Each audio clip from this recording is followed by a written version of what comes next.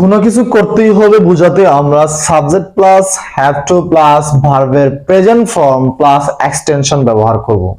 আমরা অনেক সময় বলে থাকি তোমাকে যেতে হবে, তোমাকে খেতে হবে, তোমাকে ঘুমাতে হবে। তাহলে তোমাকে যেতে হবে বলতে আমরা বলবো ইউ হ্যাভ টু গো, যেতে। তোমাকে খেতে হবে বলতে বোঝাবো ইউ হ্যাভ টু ইট। তোমাকে নাচতে হবে বলতে বোঝাবো হচ্ছে ইউ হ্যাভ টু ড্যান্স। তোমাকে গাইতে হবে তাহলে কি হবে ইউ হ্যাভ টু সিং।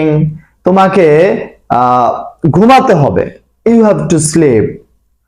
তোমাকে স্কুলে যেতে হবে you have to go to school. তোমাকে কলেজ যেতে হবে you have to go to college.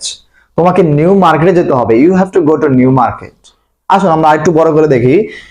আমাকে কিছু করতে হবে, তাহলে আমাকে করতে হবে, আমরা জানি কোনো কিছু করতে হবে subject plus have to plus ভার্বের বেস ফর্ম প্লাস এক্সটেনশন বসে। তাহলে আমাকে কিছু করতে হবে। এবার কিছু ইংরেজি কি? আমাকে কিছু করতে হবে, কিছু এর ইংরেজি হচ্ছে সামথিং। সো আমাকে কিছু করতে হবে I have to do something. Clear? আমাকে অনেক টাকা উপার্জন করতে হবে।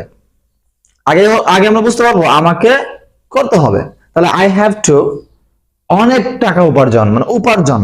I have to earn. যদি কোন সময় অনেক পরিমাণ হিউজ পরিমাণ অ্যামাউন্ট হয় তাহলে আমরা বলবো এ লট অফ। আর যদি অল্প পরিমাণ হয় তাহলে আমরা I have to earn money বলতে পারি।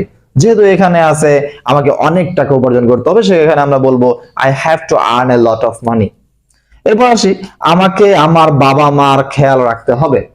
আমরা অনেক সময় বলি যে আমি আমার বাবা মার একটা মাত্র ছেলে, তাহলে আমাকে কি করতে হবে, আমার বাবা মার খেয়াল রাখতে হবে। তাহলে আমরা বলবো I have to take care of my parents.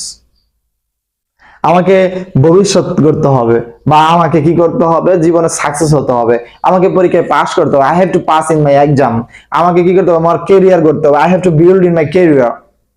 আশা করি বুঝতে পারছেন। এইভাবে আমরা অনেকগুলো সেন্টেন্স মেক করব এবং প্র্যাকটিস করব ইনশাআল্লাহ।